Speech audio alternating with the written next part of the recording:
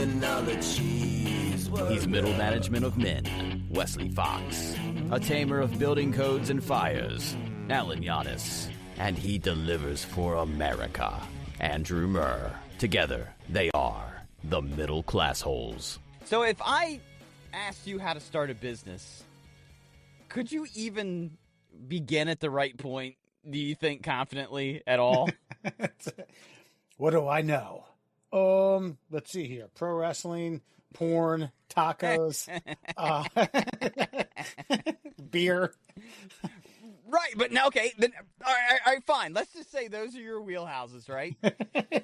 Could you tell me how I could leave my homeland, show up in a foreign place where I don't speak the language, and make money off of any of those known industries that are obviously profitable for other people other than yourself?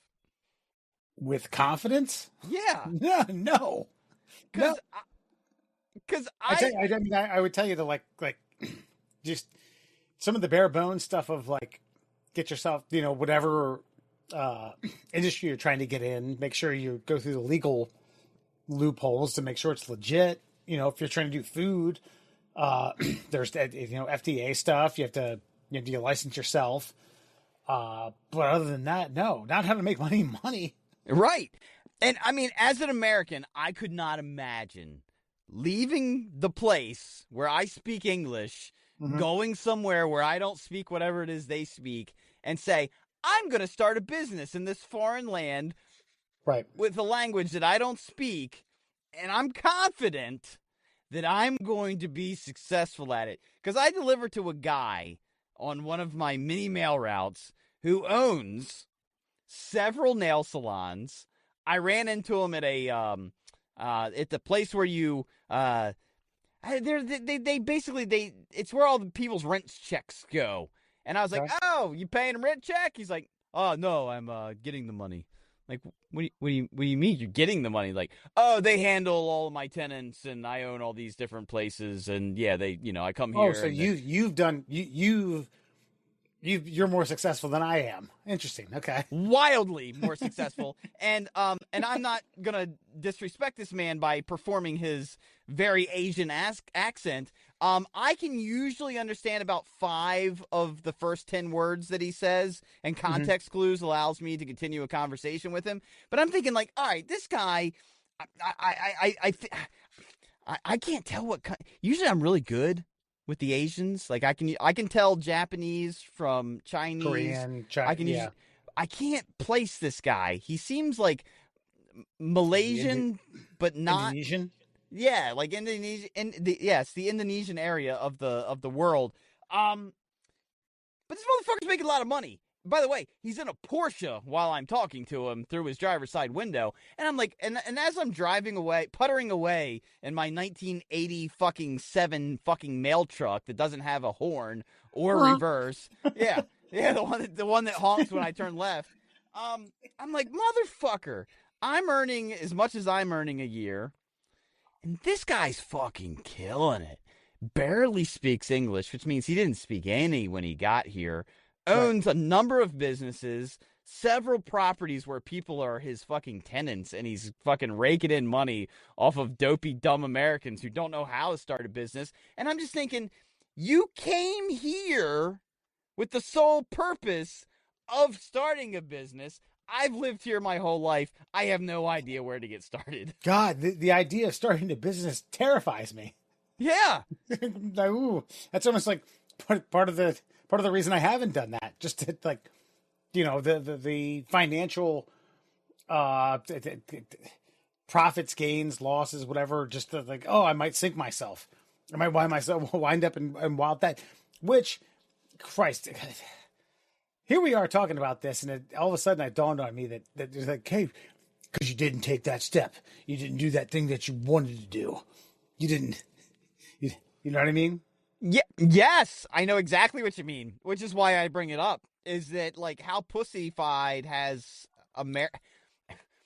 back in the day, I feel like every red-blooded white American like would try to open a hardware store, right? Like that, like Bakery, the sporting goods store. Yes, yeah. anything. And I get now like the Walmarts of the world. I mean, Sam Walton. I mean, you can hate Walmart all you want. Sam Walton was like, man, well, what if I put a hardware store and a grocery store and a fucking Kmart and a fucking Woolworths and I made them all one store? Let me go down to the local bank in fucking Arkansas and see if I can get this thing rolling. And now he's a global multi-billion-dollar empire.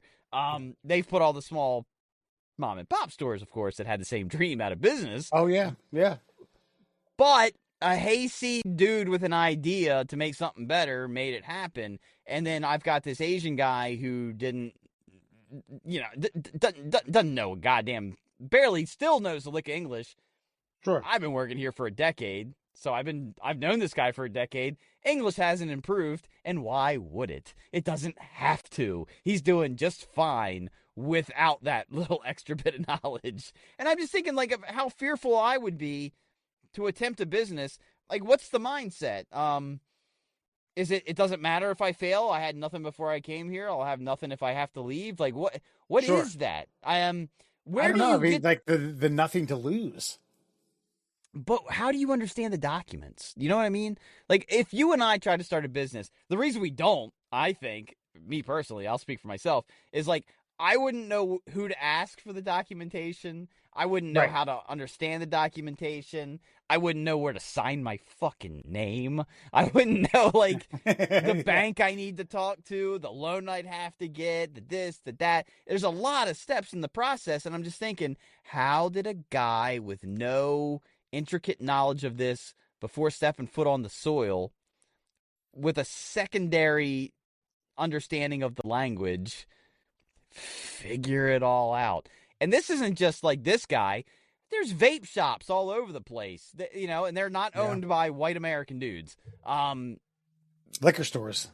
I've already said vape. There's 5 vape shops, by the way, within like a baseball throwing fucking range of where I stand most days. Nail salons, vape shops, any kind of restaurant, the Mexican restaurants that are all over the place, taco stands, this, that, this. Like, these guys, God bless them. I'm not hating on them. I'm fucking impressed and curious and wondering why more regular, naturalized Americans don't fucking do it. I would be speaking out of tune to out of tone or out of seat to theorize on something like that. Just probably fear. Most of all, fear of failure. Second of all, you mentioned it, like all these loopholes that you had to go through. I mean, I worked at a restaurant when I was just out of college and got a brief understanding of all the bullshit that the owners had to go through, all the vendors that they had to please, all the incoming and outgoing, all the overhead that they had to account for. And it made my head spin. And I was like, I don't want to do that. I just would like a fucking middle of the line job where my responsibilities are minimal, and I went home and didn't have to worry about anything like that. I don't know. I admire these people's admiration. Or forthright, I guess their inspiration rather. Well, admire their admiration. It's very admirable, their admirable abilities. Yes. But I mean, I guess maybe you kind of hit it a little bit. Like, we fear failure because in America, like, we fail back to our own country where we're just poor, whereas they were already poor, and if they fail, they just go back to their own country where they were already poor. So it's almost like they're playing with house money if they get here and they attempt it. Yeah, if it fails, what does it matter? I mean, I go into bankruptcy and I go back home.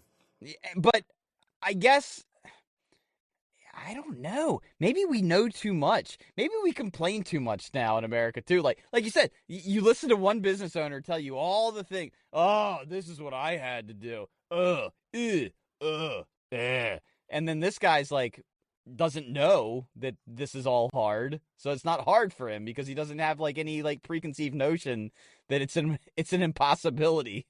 Yeah, I mean, I also visited when I was in New York a couple summers ago with our legal counsel. We stopped by his, like, we had walked the Brooklyn Bridge, and I said I had to take a piss, and he said, "Hey, actually, my dry cleaner is right around here. We'll go in. He tailors my suits. He'll let you use his stuff. Let you use his restroom." And the guy bragged about being there from like 6 a.m. till 4 p.m. every day, 7 days a week. It's like, "Oh yeah, I work really hard." And it's like, well, one, I just came to piss in your toilet, man. Like, that's cool. And two, I kind of thought like, God, I don't ever want to work that hard. Well, yes and no. Like when I worked at the radio station, I'd be there for like 12 hours. Now I didn't have the boy at that point in time, and Maria was at work. So like, but I loved it. And I imagine if like the sweat of your own equity is in this place, right? You may not think about it. You know what I mean? Like shit's got to get done. I got to do it. It takes me 10 hours every day to fucking get it done. So I'm just going to do it for 10 hours every day. What else I got to do? You know what I mean? Like, I don't know. I always say like if this podcast like took off and we started making money, this would become our job and we would just be in front of fucking screens all day long. And I wouldn't hate that. God, I'd be hungover every day.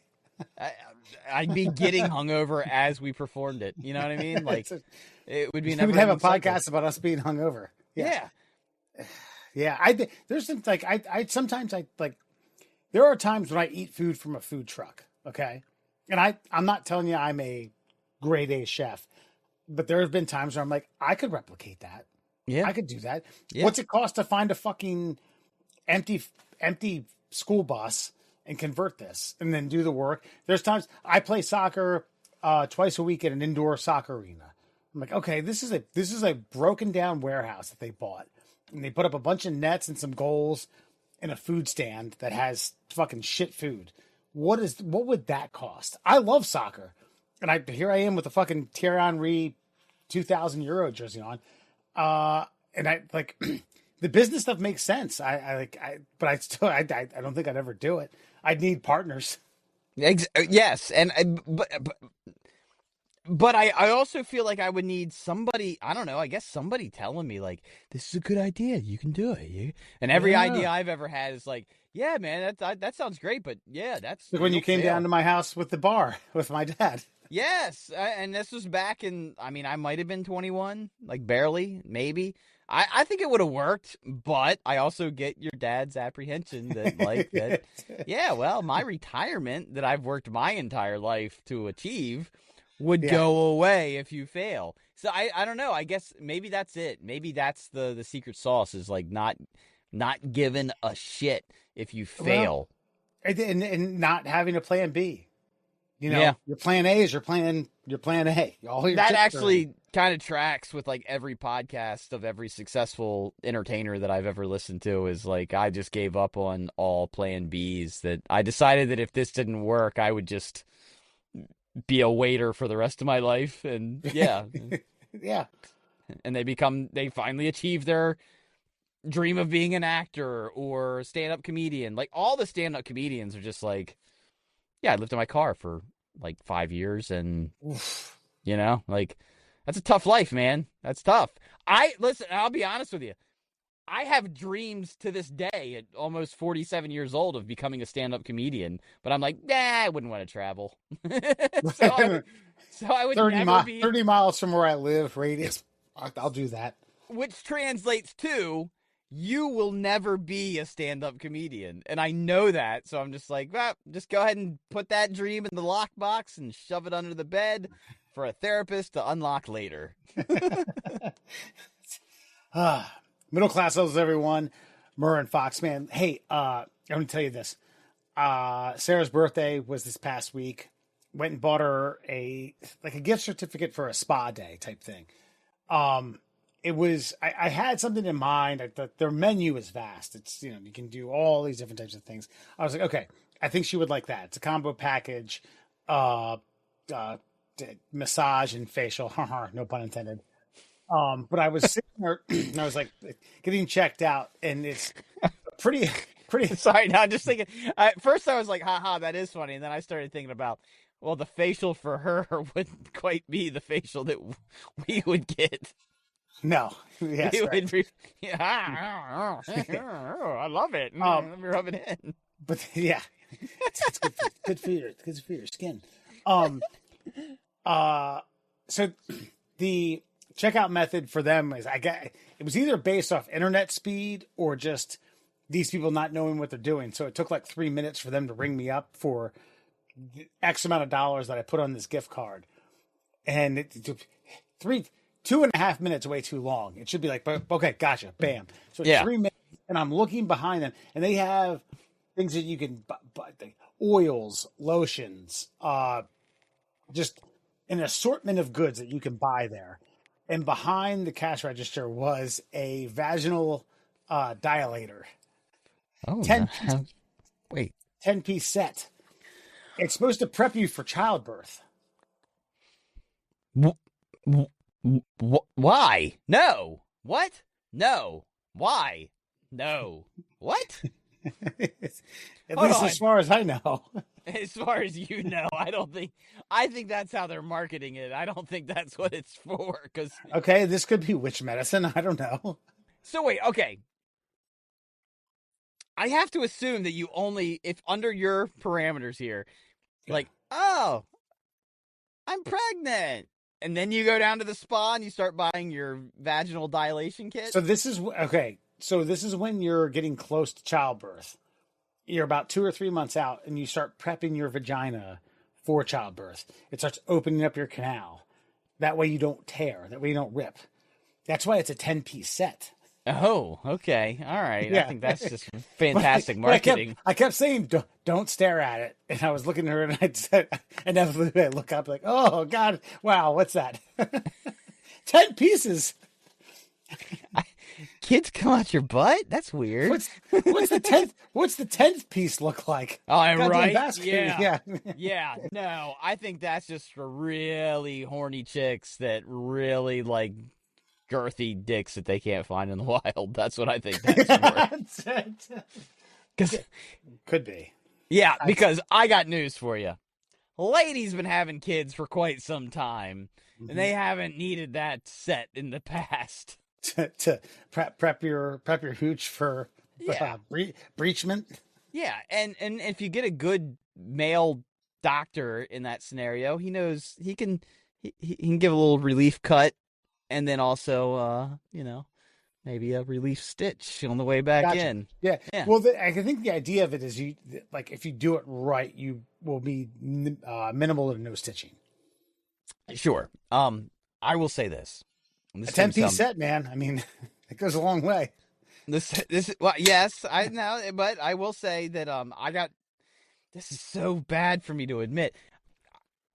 I got kind of lucky in the worst way possible. So cesarean section? Yeah, at the last second. We were there for natural. There was some weird blood pressure stuff going on between her and the baby. And they were like, we don't want to chance it. We want to get him out of here as soon as possible. And it was just like, well, what's that mean? We're going to take it out of surgery. We're going to do a C-section. Like, oh, is she going to be okay? Yeah.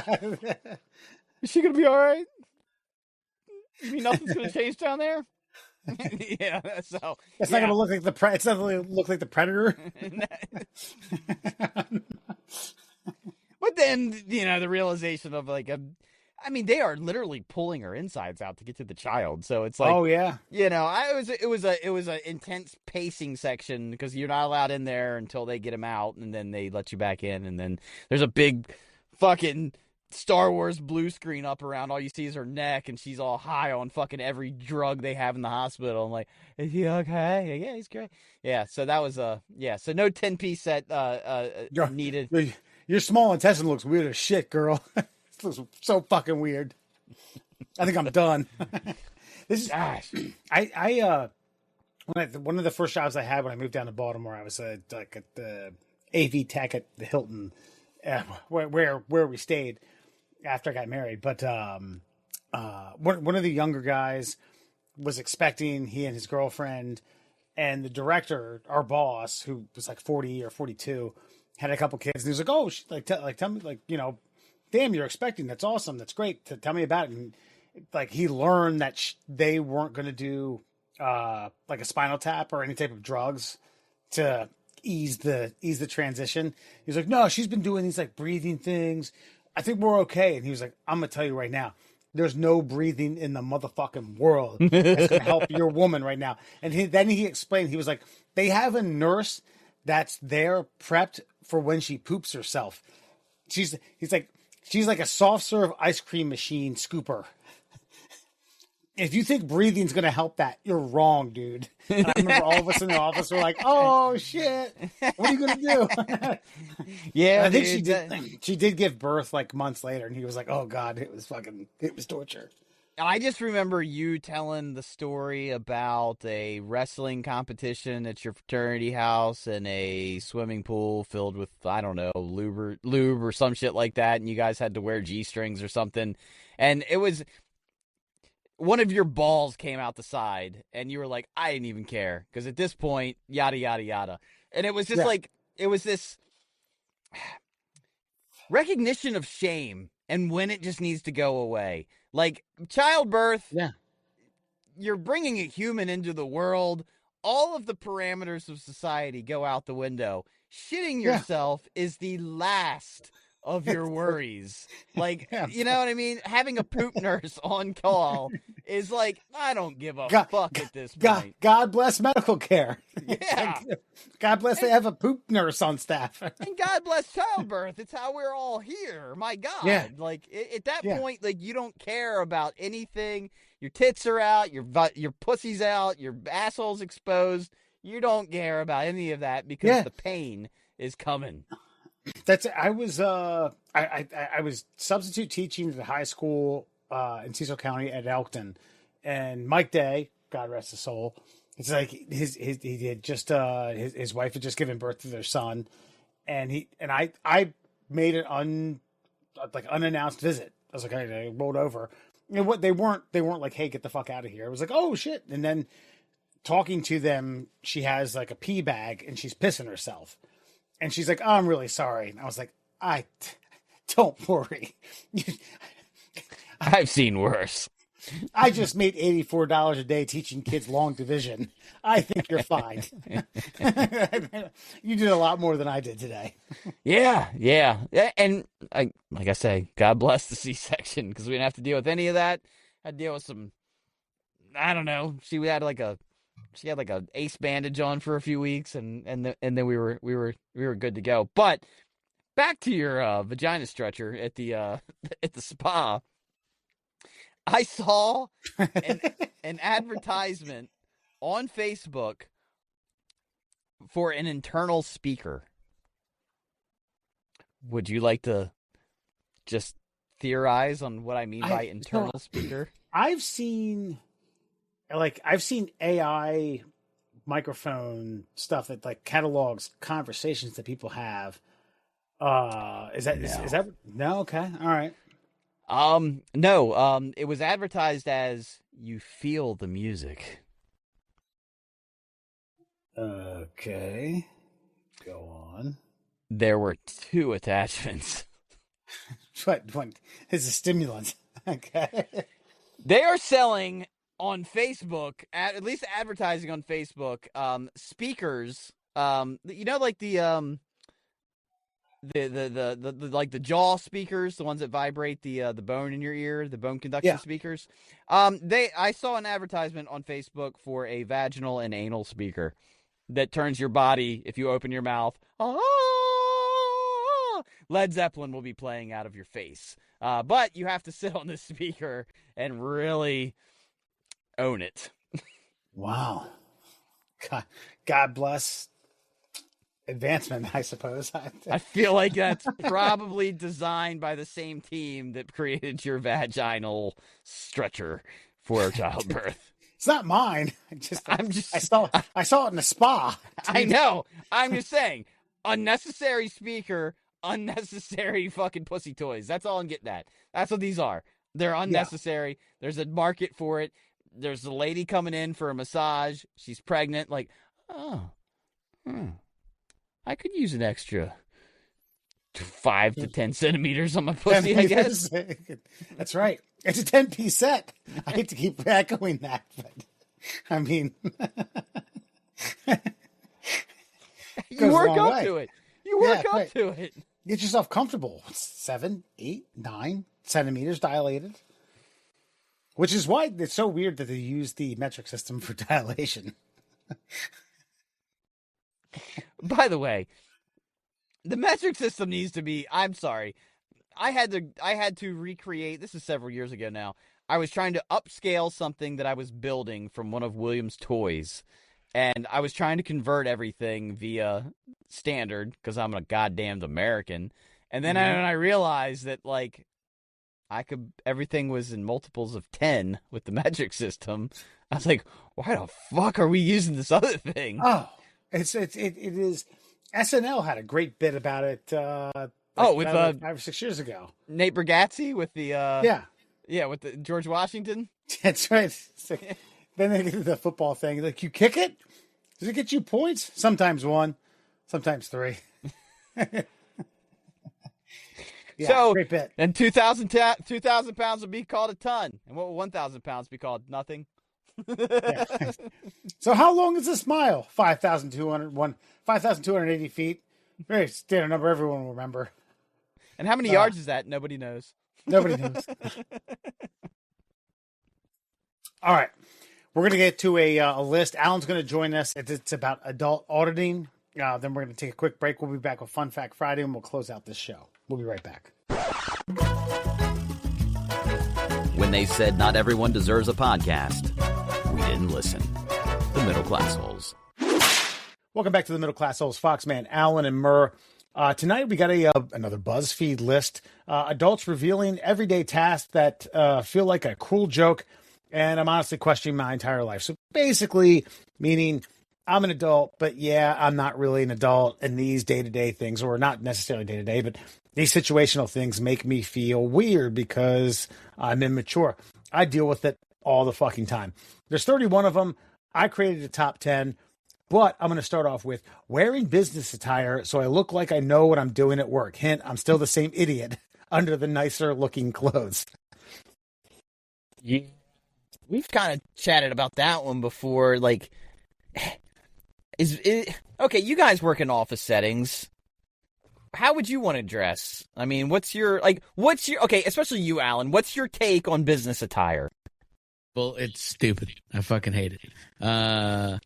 Like, I'd wear shorts and a t-shirt in the summer if you fucking let me. Unless I'm like facing a client, then I don't need to. Why do I got to be wearing anything?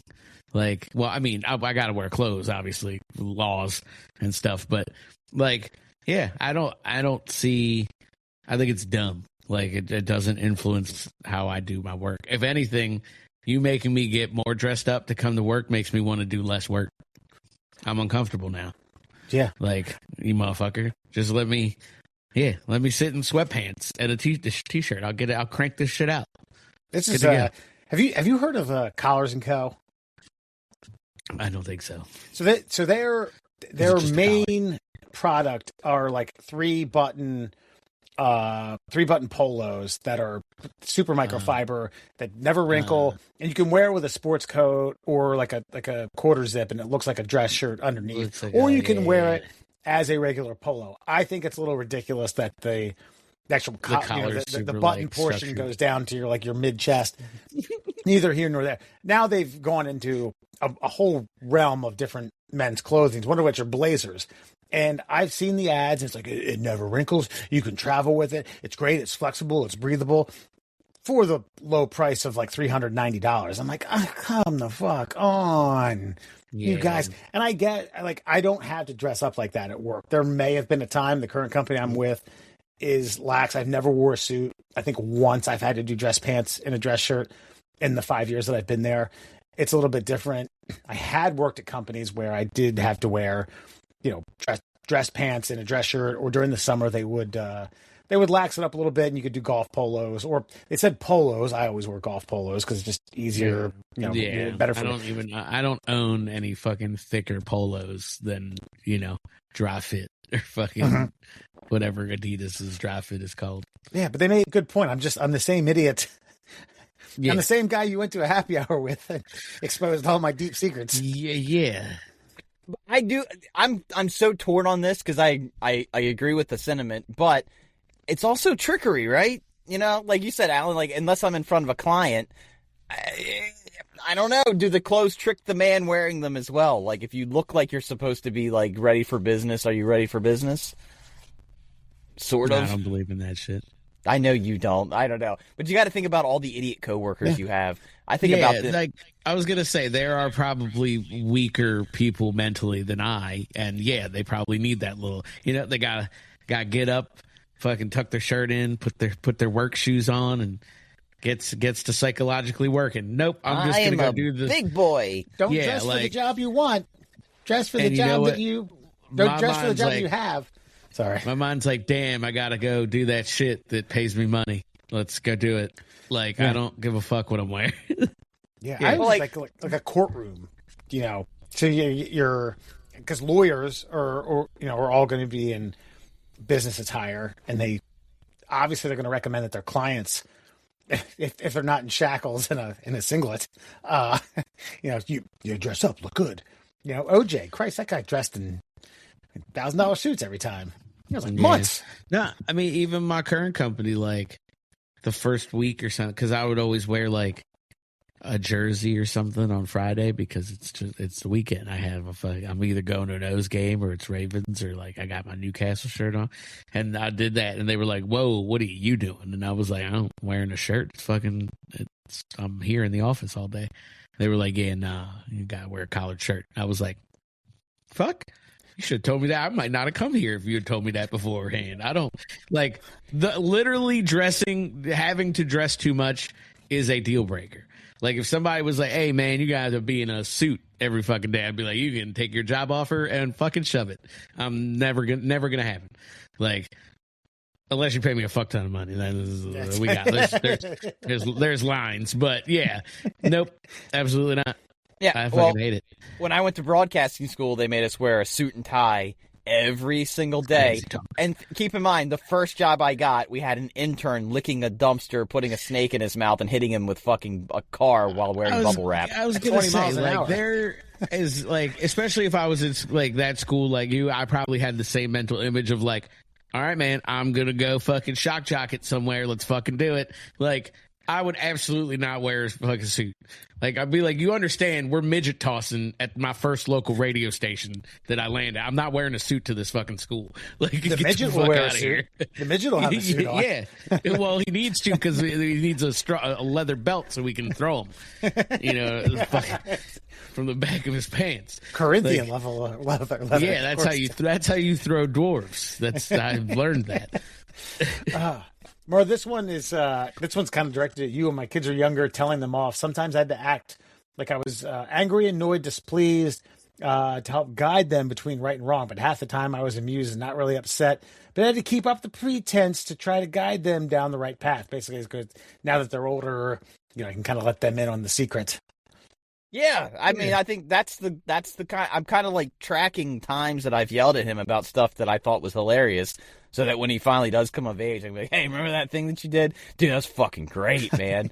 I couldn't, like he and I've had this conversation with him, like, "Mommy's gonna be mad. I don't care." I've actually had that specific conversation with him, like, "I don't care, but your mother does, and because she does, I do. Knock it off." Like, I'm starting to kind of, like, level with him a little bit on certain things. But, again, kids are narcs, so you got to be careful. Because, like, well, Daddy said, you fucker. He turned me in. You turned me in. Now I can't trust you. Now I can't trust you. I can't remember what he turned. He did something. He's like, well, Daddy said it was okay. I'm like, that was between us. That's when you turn on him. You just see you fly fucking off the handle. You'd be like, no, the fuck I did not. What, are you lying? You lying to your mother? You go the fucking opposite direction and traumatize the fuck out of your child. Here's the best part. As a non-parent, that's my suggestion to you. Here's the best part. I sort of did that. I have the baby though, Alan. I didn't tell him why I was doing this. I was like, all I said was like, I shook my head like no, and I was like, you just lost your iPad for 2 weeks. He's like, what? And I was like, yeah, 2 weeks. And I didn't explain it. And then later on, I went to him. I was like, you know why you lost your iPad for 2 weeks? He's like, Why? I was like, because you narked me out. That means you turned me in. That means that we had a secret and you let it out of the bag. So that's why you lost it. So Yeah, I didn't make myself a liar. I just was like, you know what you should have done you. was That's fair. because he didn't know that he narked you out. You should have held it for another week. You don't even know. Fuck no. You don't even another know. week. No, so here's what that's the one. If he does it again, that's when you fly off the handle. Yeah. The Okay. opposite direction. You know what Yeah, I'm saying? that's Because fine. now he I'm knows. Now he knows the line, the habitual line stepper. You can't let him be a habitual line stepper. Like, but man, I can't let you. Like that sheer that sinking feeling in your gut when somebody turns you in. It's like, fucker, like first 48, I'm going to fucking jail for life because of your little bitch ass. Ain't happening again, buddy boy. No sir. Guys like me don't do good in jail. Especially mommy prison. Jesus Christ, that's the worst jail. This is. I remember asking my dad when I was an adult. I was probably like in my late 20s, and I said, "You didn't think those prank phone calls were funny. You didn't think me and Nick and a few of those other guys making those prank phone calls was humorous at all, did you? That wasn't your brand of humor." And he said, "No. I thought it was hilarious. I couldn't condone it. I couldn't tell you, right? Pick my phone up, pick my landline up, and make prank phone calls. Yeah, that's hilarious. Keep them coming there." Choosing a good bottle of wine, standing in an aisle, squinting at labels, pretending to understand the difference between oaky and bright. Then I pick one with the coolest looking bird on a label and act like I made an educated decision at dinner. Total theater. Yeah. I mean, I know what I like, and it's South American red wine. I think Uruguay, Chile, Argentina, they have the best grapes for my palate. But that doesn't. I'm never going to consider myself or tell someone that I'm a wine connoisseur. All I've ever heard is find a $12 bottle in any genre, take it home, see if you like that style. If you like that style, then try like a good $12 bottle from each of that style, and then find the one that you like. That was the advice that I got. Sometimes the liquor stores will have, depending upon where you're at, they'll have like a little, like a bestseller, like cue card underneath of it. You know? Yeah.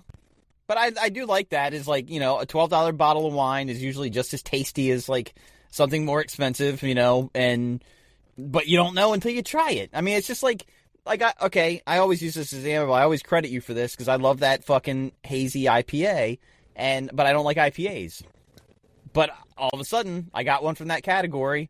I tried. I was like, ooh. Was this my 20-year high school reunion? Yeah. I was fucking loaded.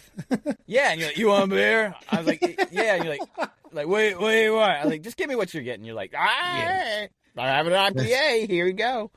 that's why I've had that discussion so many times with like not even beer drink, non-beer drinkers, and they're like, I don't like IPAs. And I'm like, no, you don't like West Coast IPA. You don't like that Sierra Nevada. You don't like the piney, grassy.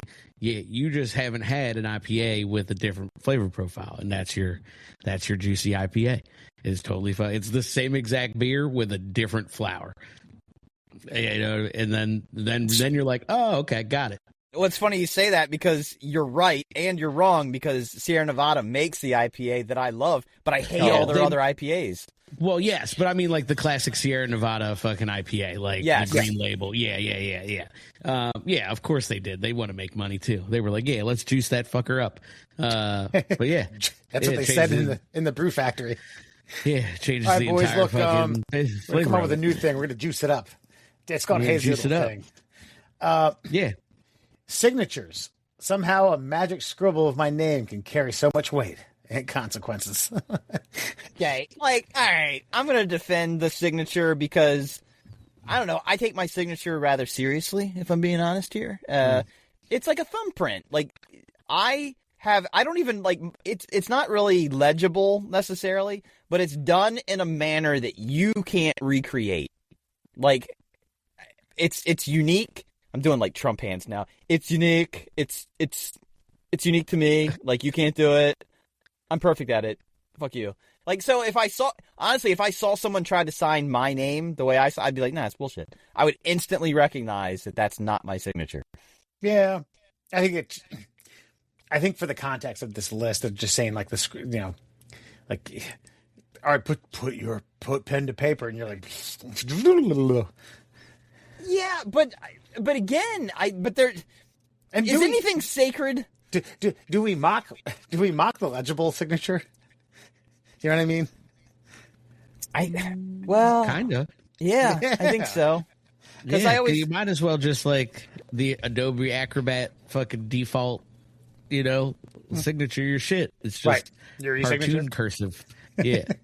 Well, Yeah. what's hilarious about that, Alan, is my mom's signature is absolute, like kindergarten teacher, perfect cursive, which takes a steady, dedicated hand to. I can't recreate it because I'm a sloppy dude. I can't make perfect like loops and such. And I remember having a girl in high school like, hey, listen, I need you to put my mom's name down. How's she sign it? I was like, absolute perfect cursive, and she did it, and I was like, oh my god, like it's only something that like certain humans can recreate.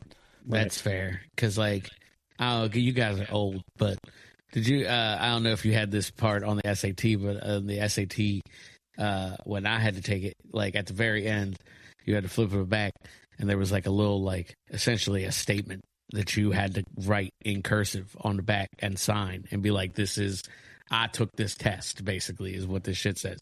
But they, like, after I was sure the first time, every proctor was like, all right, guys, I know we're about to fuck. This is about to take a second.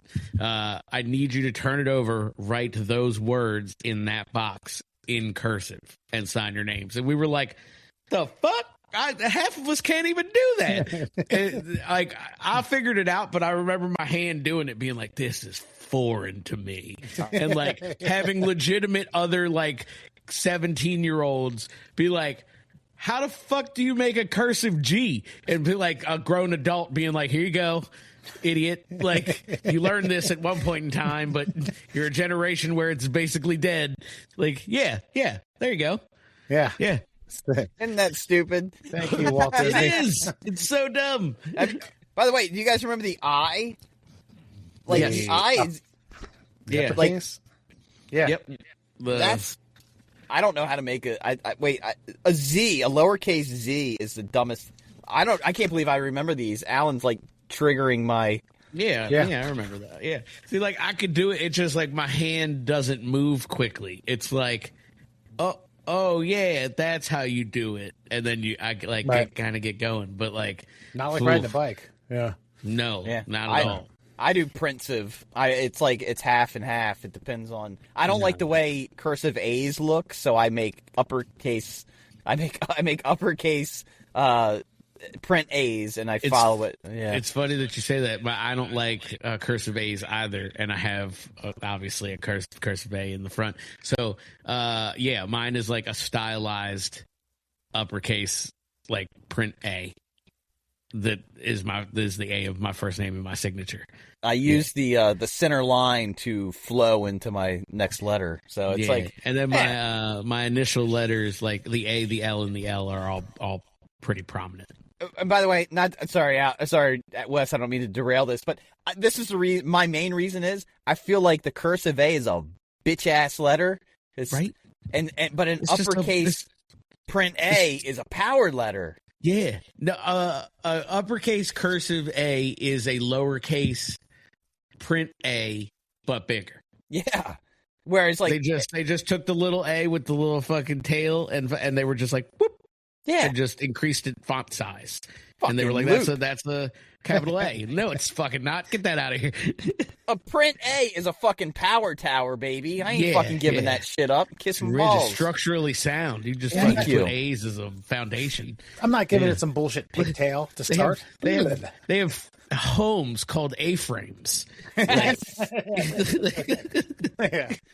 This is when I first started teaching, my first real job out of college.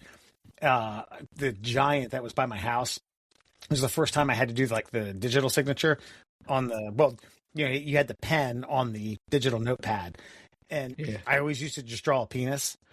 My reasoning and rationale was if there was ever a crime and I was a witness, I could be like, "Yep, that's my signature. I was there." I witnessed it. I signed that. That's my signature. I witnessed the robbery. This is a penis, Mr. Fox. Yeah. Who else is going to do that? That's me. That's Wes Fox. Yeah, that's my signature. The penis. Right. You notice You notice the emphasis in the balls. I was going to say you could just do like ball, like a W for balls, and then just squiggly line it out. And that's just Wes Fox. Good. Yeah. Yeah. Doing it right now. Yeah, you know what I'm saying? Like you could probably revamp your fucking signature into a penis. Is all I'm saying. I feel like I got like a Dave Letterman thing going on. Like, you got the right first letter for it. Is all I'm saying. Got the foundation. You're right. Yeah. Volunteering for my kids at a school event. I just ended up standing there waiting for instructions from teachers. Imagine my shock when they gave me a knife and asked me to cut apples, and I'm like, oh, wait, you trust me with a knife? Right. Yeah, I'm an adult. Of course you trust me with a knife. Hold on. Say this one again now. So basically, volunteering as a parent, volunteering at a children's event. Okay. I'm just standing there waiting, kind of just like aimlessly waiting for instructions. Someone hands them a knife and says, hey, you cut apples. And you're like, what? You want me with this knife? Oh, you're right. I'm an adult. Of course. I trust you. Oh, okay. I do remember when they used Earth Day, we would go down from the high school and they would get like a dump truck. So you guys celebrated Earth Day. Cool. We'll start there. Well, what adults let us do, especially back then, there wasn't enough room on the dump truck for the entire class. So some of us had to hold on to like the side of it. Like we were on like we were riding on a garbage truck. And wow. I'm like, I can hold on to the side of the truck. Like, there's not enough room inside. All right. I'm 17 and I think this is awesome. I might die, but you told me it's okay. So we're going to do it. Yeah. That is, man, how times have changed. I know we're inching on 30 years from that, but I understand what you're saying. I was on a class trip where we were at the science center and they're like, okay, yeah, we have 2 hours and the buses will come pick us up. Yeah, you guys go get lunch, do what you want to do. And we were like 15. Oh, so we can just go wherever we want in the Inner Harbor with nobody? Yeah. We went to Hooters. Of course. Got some drinks and I thought, man, yeah, that's all of us in there giggling like, yeah, there's no one here to tell us no. It's so great. Sorry, I'm distracted by trying to figure out the signature for you. I was trying to do it too. I'm going to need I need to smoke. I'm on to something here with the balls and the shaft. Yeah, see, that's the W, though. That's where it's at. I just need to figure out how to work the F in there to make it seem feasible. And I was trying to, like, X is a bad letter to make ahead of a penis is all I'm saying. Right. I was sitting here trying other stylized versions of X's to make a penis head at the end. Oh, my God, if you got the O in there. I mean, that's not bad with an X on there for a little bit of jizz coming out. I'm telling you, Wes. Oh, look at that. That is not bad. We can stylize it a little bit. I mean, that's your childhood dream come true. Your new signature. I'm not an AI guy, but this feels like something you should put into AI and be like, listen, this is my name. I need a signature and I need it to look like a penis. Yeah. W Fox. I need to rebrand myself. Yeah. Mostly with penises. Should I even read the next one, or you two Momo is going to fucking sit here and brainstorm more? We could just keep doing this. Yeah. I put an E and an S on there for hair for the balls. So now it actually is your whole name. Okay, I apologize. Let's move on. I'm inspired. Thank you. Buying a vacuum cleaner and actually getting excited about it. I think that's I ended up getting a couple cleaning utensils for wedding gifts, and I was like, oh yeah, this is gonna clean the toilet nice. Well, I mean, we did get a Roomba, which we haven't set up yet. Excuse me. Which Roombas are vacuum cleaners, but does it take some of the excitement out of the Miss Doubtfire kind of fucking shimmy shame and everything around? It's no, I don't think they ain't as good as you think they are either. Oh, yeah? Wait, I will say Roombas have a Roomba from 5-6 years ago. I agree with you, Alan. Roombas now, the technology That's is grown. fair. Ours is pretty old. I'd say the mop version. If you have hardwood floors, the more like clean, the moppy version of hardwood floor Roomba is superior to the vacuum Roomba. But at the end of the day, do you really enjoy vacuuming, Wes? I mean, I do. I will admit when I have vacuumed, I like setting up some like. It's almost like those guys who do like professional lawn mowing and they put the fucking nice stripes Lines. in. Yeah. Yeah. There is something about putting some nice lines down with a vacuum. But if it's really vacuuming something you want to hang your hat on? No, not necessarily. But I know if I'm getting myself a heavy duty, high RPM reel, gonna suck the dirt out that I know that the pussy thing that I've had is gonna replace. Oh yeah. The boy's getting a semi chub. Yeah. I remember the Kirby. Do you remember the Kirby being like the envy of every housewife like growing up? No. The Kirby. Really? Oh, the Kirby was like the shit, dude. It was like the classic like Looney Tunes. Like you had the vacuum thing on the floor, and then you just had like the mouthpiece thing. Dude, that thing could suck the shell off an egg. Leave the yolk, of course. Kirby vacuum cleaner. The Kirby vacuum. Yeah, man. It had the bag. Yeah. Well, we had an Electrolux, which also old time. They were door to door, so it was old timey. And they also had fucking they had special bags that you had to buy for them and shit. It was crazy. Dude, my neighbor had the the vacuum in the walls thing. Did you guys ever see that growing up? Oh yeah, I know what you're saying. Like down, like at the floorboards. Basically, you would open up this hole in the wall and just plug the tube in. Oh yeah, I had seen those. So the house was just sucking all the time, and it was vented off, and then as soon as and it would just suck everything into the basement. And I think like once a year you would just clean out this trap, and it had all your shit from like a year's worth of fucking dirt. I always think of like industrial tech classes always having those where you push like wood chips and shavings in there. Yeah, but they were super expensive like units for a house. Like almost nobody like middle class had one, but my neighbor had one. I used to think I was like the greatest thing in the fucking universe. Like, really? Your house just vacuums itself? It's awesome. Probably sucked. Probably was so much maintenance that you needed and shit. Just one technician in like a tri-state area that knows how to do it. It was such a specialized unit. Yeah. Having to fake laugh with colleagues and stuff at work. Sorry, this is a little bit. Having to fake laugh with colleagues and stuff at work. I enjoy my colleagues now. There were times where I was like, oh God, no, so bad. Yeah, there are still some that I'm like, oh yeah. Yeah, I feel like that's like. There's people you like, and then there's people you're like, but they can't be mean. Like they're harmless. They're just like, fuck. Yeah, I guess. I don't do it. I do not fake laugh. I don't do it. I just don't. I don't have it in me. Like my constitution doesn't allow me to.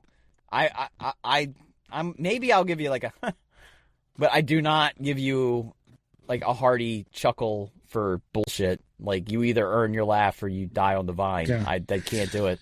Well, that's fair. I guess if we're speaking like laughing, I don't like belly laugh fake for people, but yeah. Just when being fake in general, just like, oh yeah, your kids, great. Thanks for telling me. You know what I mean? That kind of shit. It's when I was at the University of Maryland, they really pressed this. A couple of the cardiologists, bigwig cardiologists at the top of the food chain, surgeons were on one of the affiliates here on TV. And it's like, you all should check it out. It was a great interview, such great PR, and they were going over like heart healthy diets. And they said, like, this doesn't mean you can't splurge, you can't enjoy yourself every now and then during the week, right? And one of the guys says, no, you can have a cheeseburger once a week, but not 4 cheeseburgers in the week. And then the newscasters were like, oh, I was like, oh God, these idiots, they let them air that bullshit. This is so bad. Yeah. No, I can't do Momo that. shit. I can't. Yeah, that's no. They're paying you to laugh, I suppose. I don't know. I feel like that's hilarious because you can fucking really just ham it up. Right. Like, and they're paying you for it. Like, I'd do that. Like, if you're a interviewer or someone on the if I was like talent. a local news guy, like if I was WBAL or some shit, I would like knee slap, fucking belly laugh and shit. Like, yeah, if it's your job, but if I'm at my job, like in my mailroom job, and it's like, I'm not gonna give that. Like if the teleprompter writer makes a bad joke, he's not getting that. You know what I mean? Yeah. He's my coworker. No. But the guest, sure. Yeah. Not a problem. Yeah. Not But I'm going to make sure you know it's fake. Oh, yeah.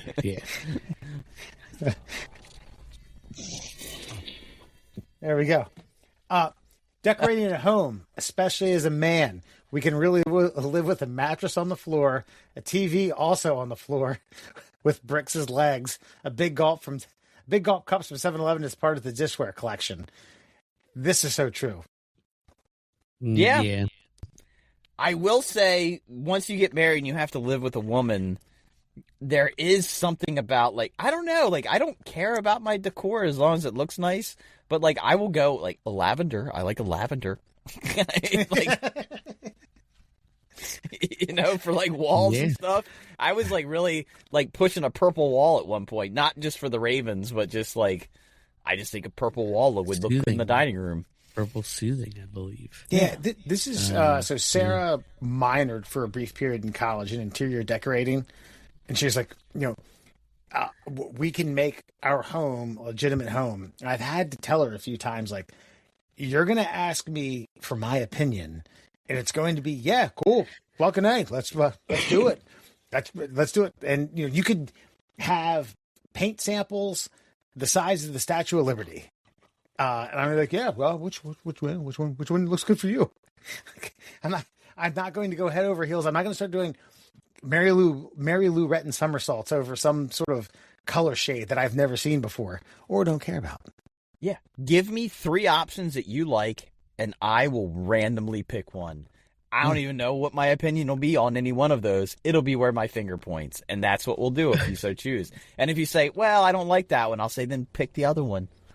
I don't care. Because in my opinion, new is always better than what is up now.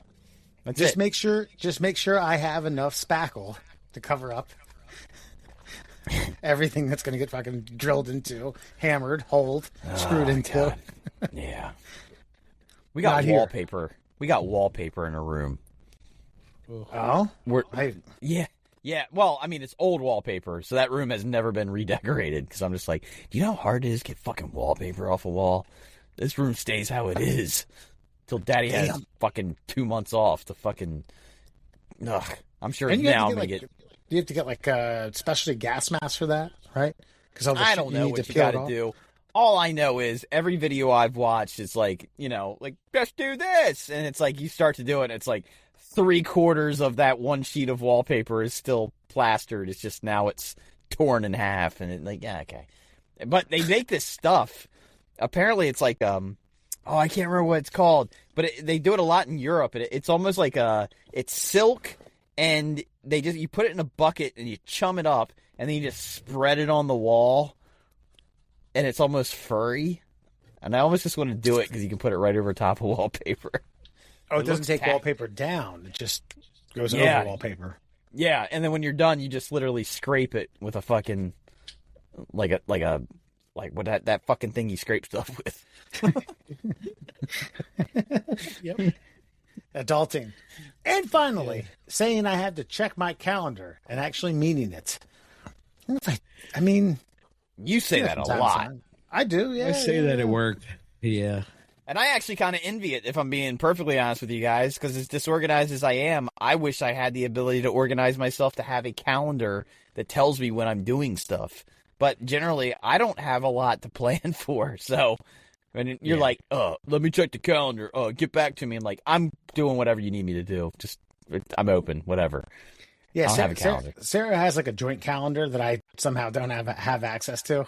And it's I think it's always just this running joke about, you didn't see the calendar? Like, babe, I'm pretty fucking sure I don't have it. I'm pretty sure. What baby shower are we going to? What are we doing? Just fucking tell me, man. That's all it comes down to. Yeah. I will say, I watched the documentary about the making of Stranger Things, and the one thing I was most envious of, because they have to plan, it's got to be regimented. They got to know what they're doing, when they're doing it, how they're doing it. And Homeboy had these laminated calendars, and each day had a Post-it note on it. And each Post-it note had exactly what they were going to be doing on that day. And I was like, man, that's a level of organization that I wish my life had attached to it. That's wild. I couldn't imagine being that organized.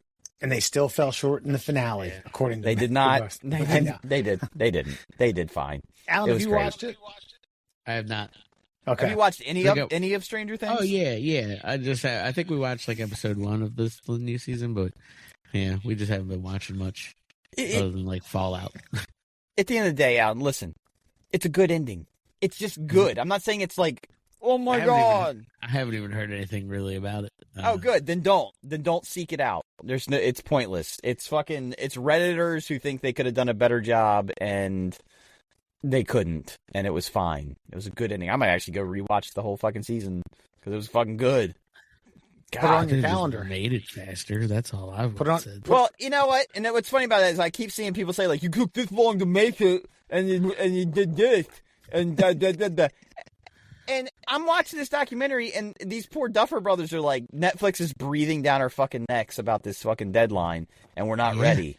And it's like, yeah, man, you guys don't know what pressure is, so maybe shut the fuck up. How about doing that? Put it on your calendar. You know, get a dustbuster. Get a Kirby, dickwads. Get a Kirby. Dustbuster. All right. That's a list about being adults that you're not comfortable with. Stick around. We'll be back with more Middle Class Holes. Well, we're just going to have to use our brains.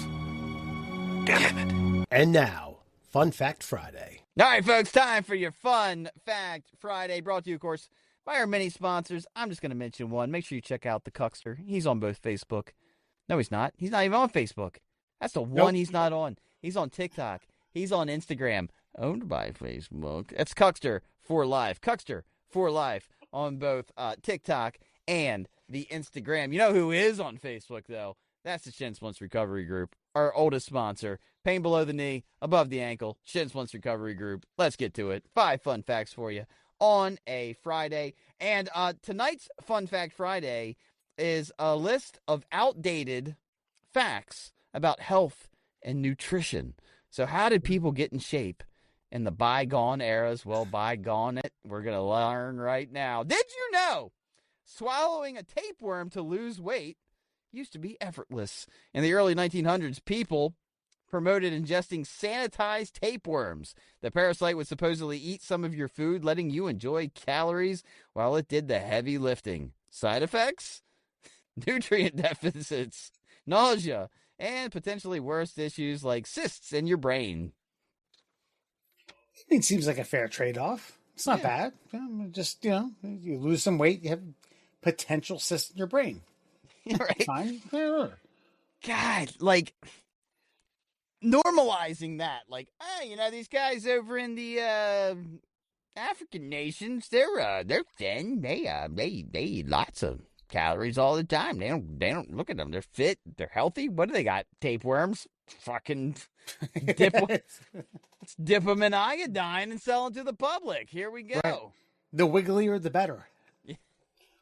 You get a real stimulated bastard. That is so wild. And I'm trying to think about. I mean, it still kind of fascinates me that modern medical science uses leeches. Not that that's a bad thing, but I don't know. Not that too terribly long ago, people were ingesting fucking tapeworms. I mean, at least with the leeches, it worked. So I would say like modern science like looked at like oh, well, they used leeches in the past and they worked. And then they asked the question, why did they work?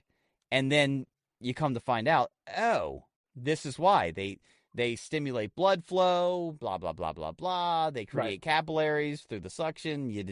That's great for the wound. Good. But this is just like, well, people who have tapeworms are skinny. Well, we'll give people tapeworms. Yeah. I am.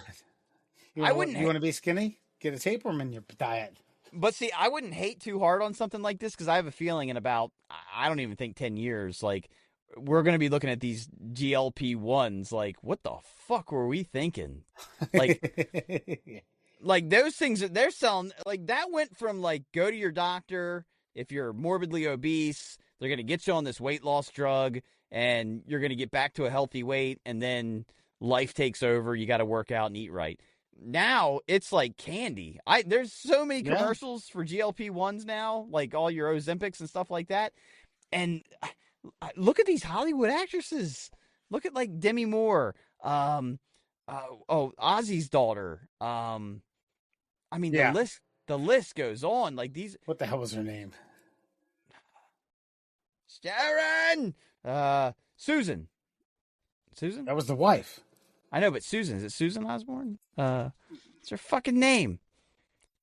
Ozzy's daughter. Yeah. But keep going. Like, did you see that recent video with Olivia Wilde? Kelly Osbourne. Like Olivia Wilde. Olivia Wilde looks like a crypt keeper reborn. She claims that it was a fisheye lens and she was too close to the camera, and I'm just like, I don't know. I've seen a lot of skateboarders on fisheye lens. They don't look like that. Like, you know what I mean? I've seen crypt keepers on 360p. Yeah. Yeah. Dude, it's bad. Like, there's now like like temporal wasting or whatever, like where you can see that like even the fat on their skull is gone, and like it looks like they got an indentation by their eyes. It's bad news. So don't hate on old medicine when we've got plenty of bad modern medicine. Bring back the tapeworms. Make America tapewormy again. That's right. Did you know chewing your food 32 to 700 times used to be a weight loss tip? Horace Fletcher, the great masticator, populated Fletcherism around 1900. Extract all the goodness of your food by obsessively chewing and then spit the pulp to absorb nutrients without calories. One shallot allegedly needed 700 chews. Fans claim that it led to near odorless poops smelling like warm biscuits. Efficiency at its finest. So basically, you would chew your food 32 to 700 times, and then you would spit it out, and the claim was that you absorbed the nutrients without the calories. At 700, what do you have left? I feel like you burned all the calories you would have gotten from the food. This is weird. Like, my grandfather had diverticulitis, and I remember watching him eat a hot dog once and saying something to him about just chewing. Like, oh my God, I just watched you chew a bite of a hot dog fucking 75 times. And he explained, like, yeah, I've had surgery and I have to chew this stuff up in order to digest it. Fuck you. And I was like, oh, well, that's okay. So he had to basically turn all of his food into paste before. Well, the stuff he wasn't supposed to be eating, a la hot dogs. But where we went and ate hot dogs, you couldn't give those puppies up. I mean, it just like doesn't matter. Life or death at that point. And where was this?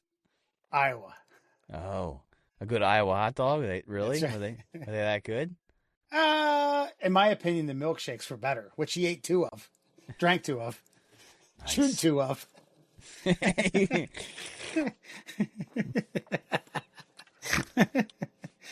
32, 33. Yeah, 32 squared. Gotcha. Bang. Did you know cigarettes were recommended to suppress appetite and stay slim? Early 20th century ads for Lucky Strike and the such pushed lighting up as a weight loss hack. It, quote, curbed cravings without adding pounds. Doctors endorsed it. Modern hindsight, terrible for the lungs, heart, and everything else. At least it curbs your appetite. That's right. Which is weird because every smoker I know wants to smoke before and after a meal. Right?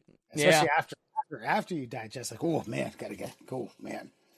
Well, nicotine is technically an appetite suppressant, but yeah,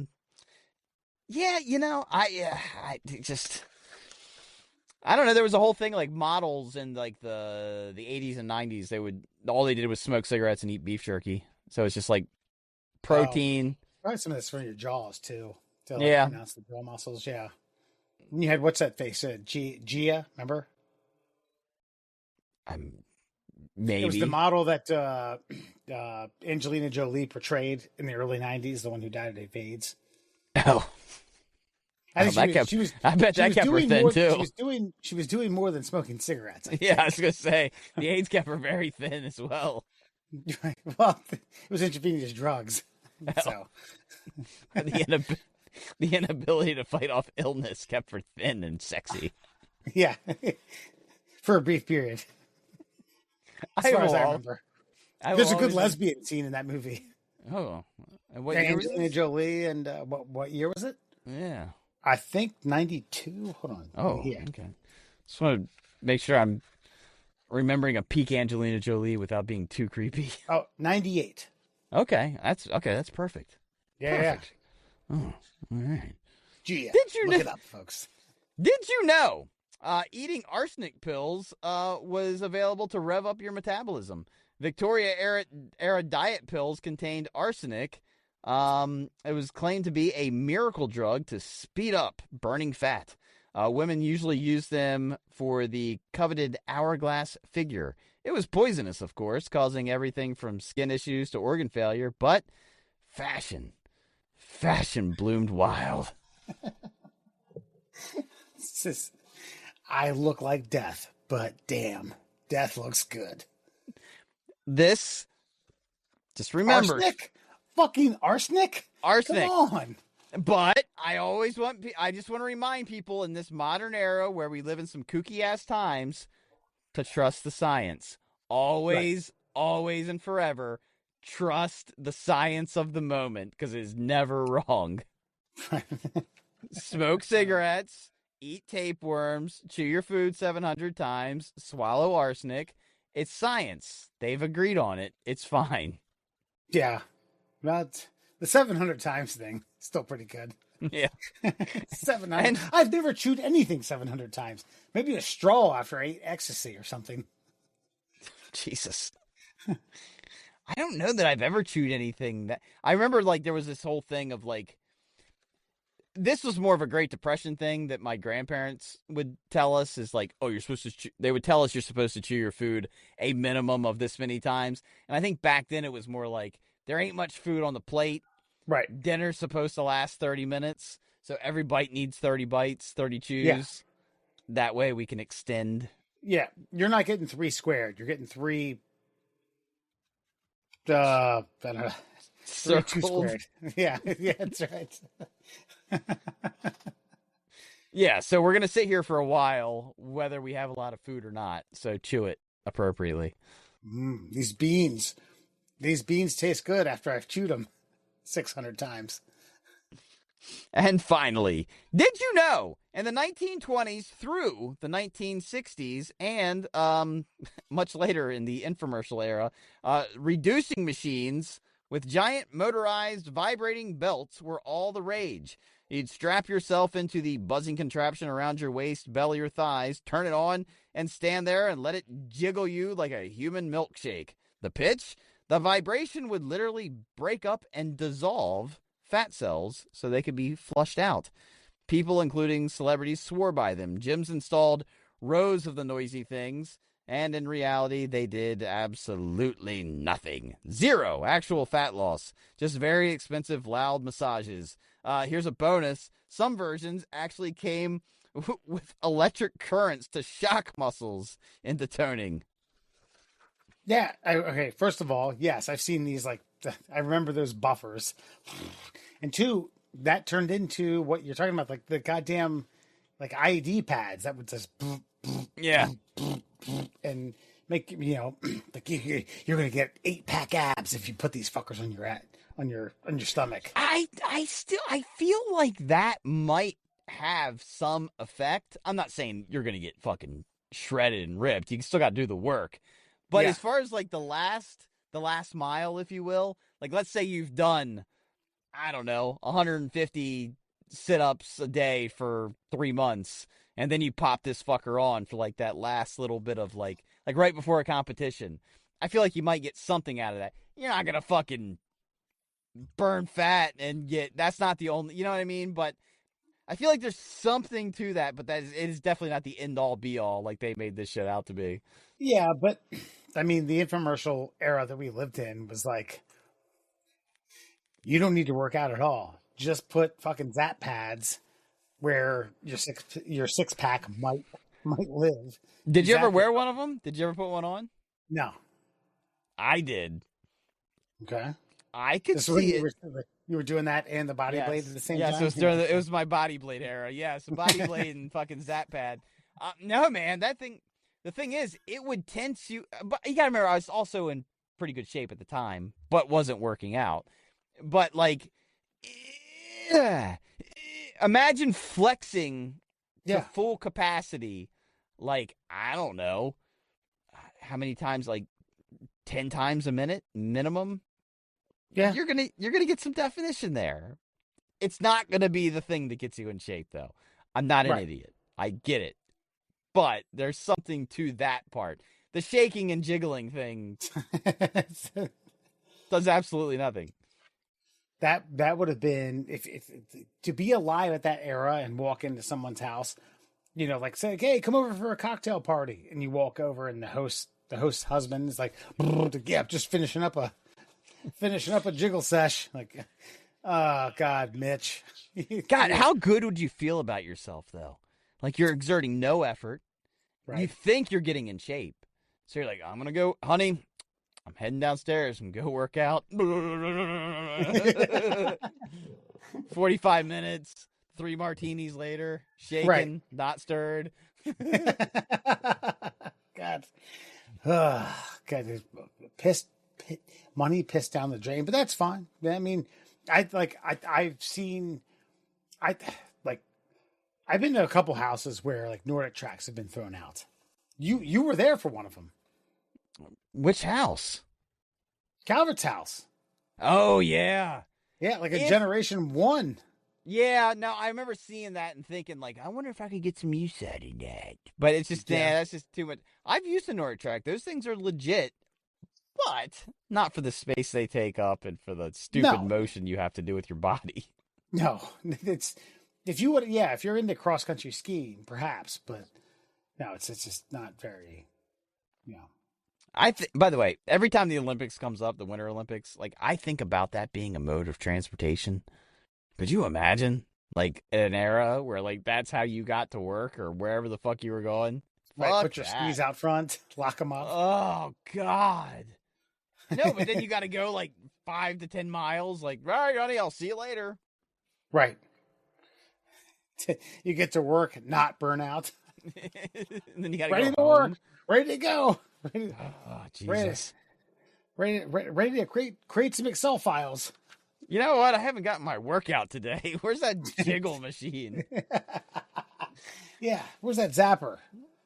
And that, my friends, is your Fun Fact Friday. All right, folks.